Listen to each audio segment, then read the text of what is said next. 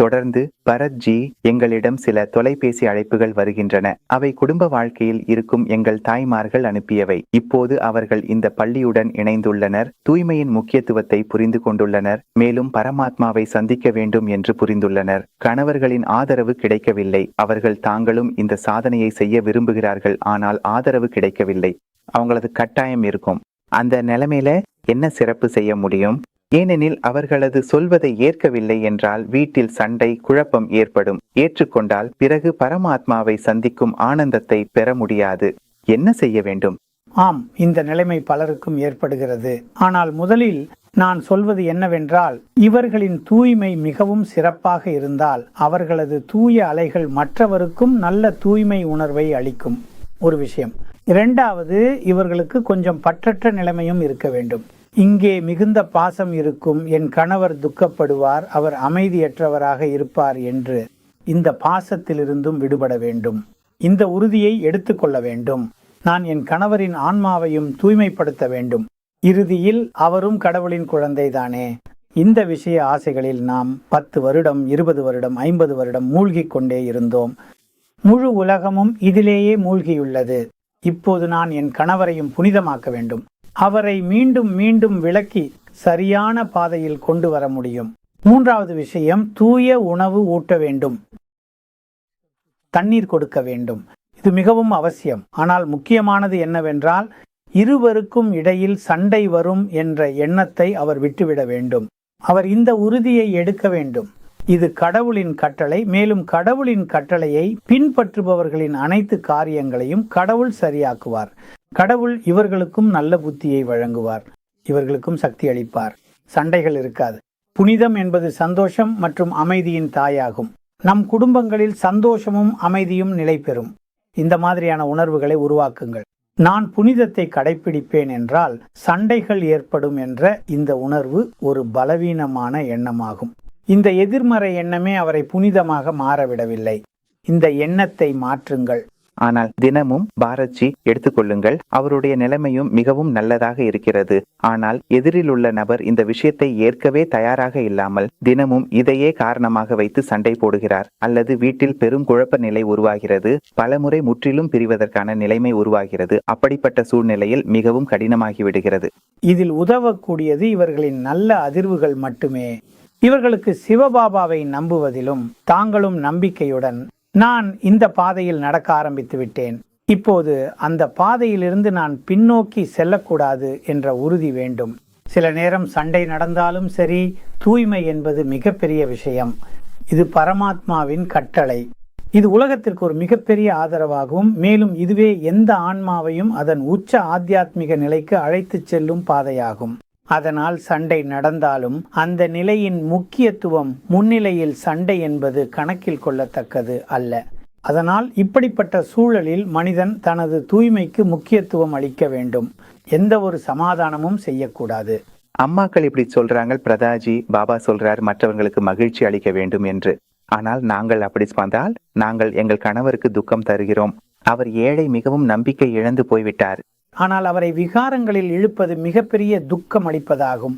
மகிழ்ச்சி அளிப்பது என்றால் மற்றவர்களை தூய்மையாக மாற்றுவதே ஆகும். அவர்களுக்கு தூய்மையின் பாதையை காட்ட வேண்டும். இந்த குறுகிய கால மகிழ்ச்சி, இந்த விகாரங்களின் மகிழ்ச்சி உண்மையில் மகிழ்ச்சி அல்ல.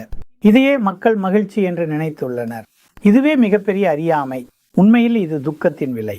பலர் இந்த கேள்வியை கேட்கிறார்கள், பிரதாஜி, பிரம்மா குமாரிகளின் ஞானம் மிகவும் சிறந்தது. ஆனால் இந்த ஒரு தூய்மை அல்லது பிரம்மச்சரியத்தை மட்டும் பேசுவது காரணமாகவே எல்லா சண்டைகளும் நடக்கின்றன, வீடுகளும் உடைந்து போகின்றன, அமைதியின்மை ஏற்படுகிறது. இவர்கள் ஓம் சாந்தி என்று சொல்கிறார்கள், ஆனால் இதனால் அமைதியின்மை ஏற்படுகிறது. அப்படியென்றால் இந்த விஷயத்தை ஏன் இவர்கள் சற்று லேசாக எடுத்துக்கொள்ளவில்லை? ஏன் விட்டுவிடவில்லை?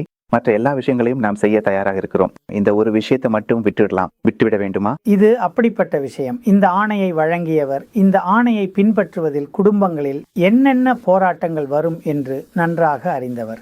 அவர் அறிவில் நிறைந்தவர், சக்தி வாய்ந்தவர் மற்றும் அனைத்தையும் அறிந்தவர். அவருக்கு எல்லாம் தெரியும். இருப்பினும் அவர் இந்த ஆணையை வழங்கியுள்ளார், நீங்கள் தூய்மையாக இருக்க வேண்டும். இதற்கு பிரதானமாக 2 காரணங்கள் உள்ளன. அவருக்கு இந்த யுகத்தை மாற்ற வேண்டும். மேலும் தூய்மை இல்லாமல் இந்த யுகம் மாறாது. தூய்மையின்மை மற்றும் காம வாசனை இந்த கடும் கலியுகத்தை கொண்டு வந்துள்ளன. நாம் தூய்மையை ஏற்றுக்கொண்டால் இந்த கலியுகம் முடிந்து சத்யுகம் நோக்கி செல்லும். அதனால் சில ஆன்மாக்கள் தூய்மையாக மாறிவிடுவார்கள். யாருடைய வாழ்க்கையில போராட்டம் இருக்கிறதோ அவர்களும் ஒரு அளவுக்கு தூய்மையாக இருப்பார்கள், சில நாட்கள் தூய்மையாக இருப்பார்கள். இதற்கான ஒத்துழைப்பு பரமாத்மாவுக்கு யுக மாற்றத்தில் கிடைக்கும். இதனால் இயற்கையும் மாறும். இப்போது இயற்கையின் பல விஷயங்களை விஞ்ஞானிகள் கூறுகிறார்கள். ஓசோன் படலத்தில் ஏற்பட்டுள்ள பாதிப்பால் எவ்வளவு நஷ்டங்கள் உடல்களுக்கு ஏற்படுகின்றன என்று. மக்களுக்கு தோல் நோய்கள் ஏற்படுகின்றன. இங்கே கருப்பு கருப்பு புள்ளிகள் தோன்றுகின்றன. இயற்கையை மாற்றும் எந்த ஒரு சாதனமும் யாரிடமும் இல்லை. விஞ்ஞானிகள் இருந்தாலும் உளவியலாளர்கள் இருந்தாலும் யாரும் இயற்கையை எப்படி சரி செய்வது என்று அறியவில்லை. தூய்மையின் சக்தி இயற்கையை சதோபிரதானமாக்குகிறது. அதை அதன் மூல நிலைக்கு கொண்டு செல்லும். ஓசோன் படலத்தில் ஏற்பட்டுள்ள துளைகளையும் தூய்மையின் சக்தி நிரப்பும். இந்த விஷயம். மூணாவது விஷயம், இந்த கலியுகத்தின் முடிவாக வந்துவிட்டது. எல்லா ஆத்மாக்களும் தூய்மையாகி தங்களது தாமில் முக்தி தாமில் திரும்பிச் செல்ல வேண்டும். இப்போது இதுவே நிலைமை.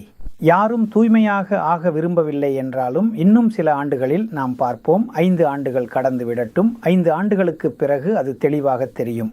எல்லா ஆத்மாக்களும் தூய்மையாக ஆக விரும்பும் நிலைக்கு வந்துவிடும்.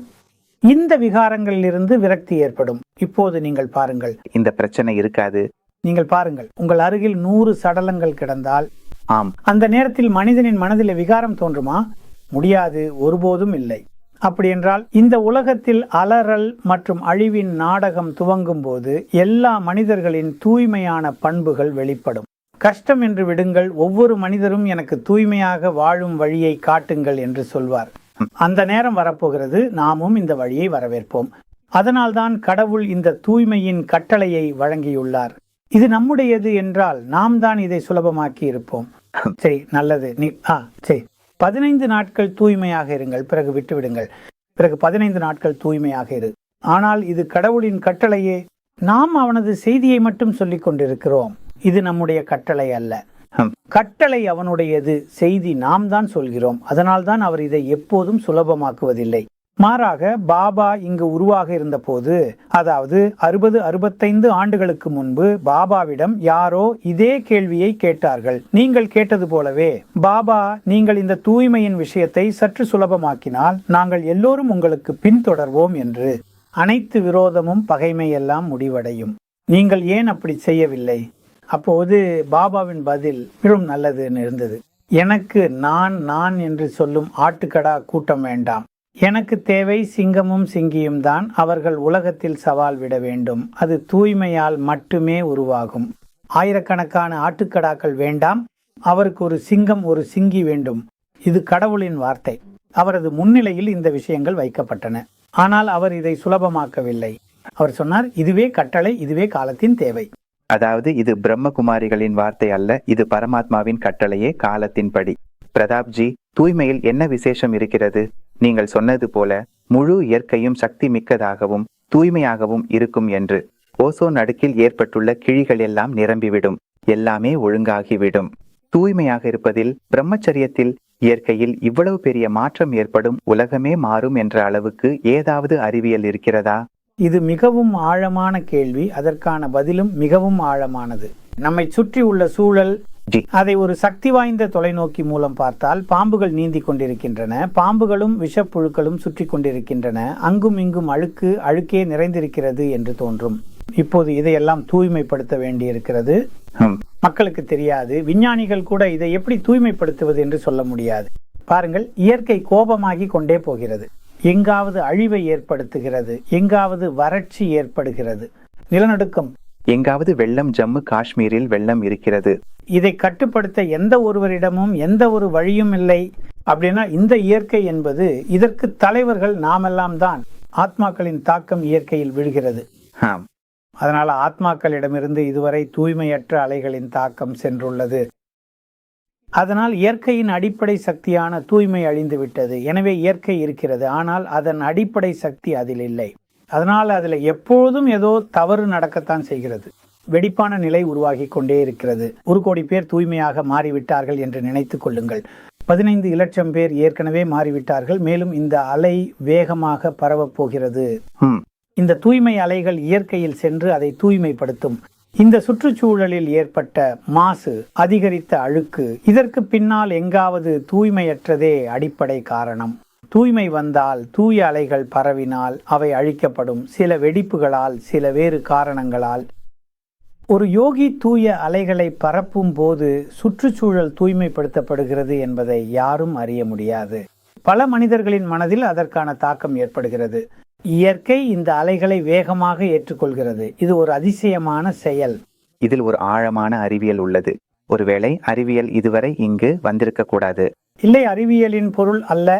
ஆம், அதாவது ஆன்மீக உணர்வில் நாம் இதை புரிந்து கொள்ள முடியும். அதே போல் நாம் கோவில்களுக்கு செல்லும் போது அங்குள்ள சூழலை கொண்டு உணர முடிகிறது. உண்மையில் அந்த சூழல் எவ்வளவு தூய்மையானது, அமைதியானது என்பதை நம்மால் உணர முடிகிறது. நம் மனமும் அமைதியாகிறது. அங்கு எந்த ஒரு தொலைநோக்கி, கருவி என்பவற்றை பயன்படுத்த தேவையில்லை. நேரடி அனுபவங்கள் ஏற்படுகின்றன. அதே போல் இந்த செயல்கள் தூய்மையின் மூலம் கூட நிகழும். ஆழமான விவாதம் இது, அண்ணா.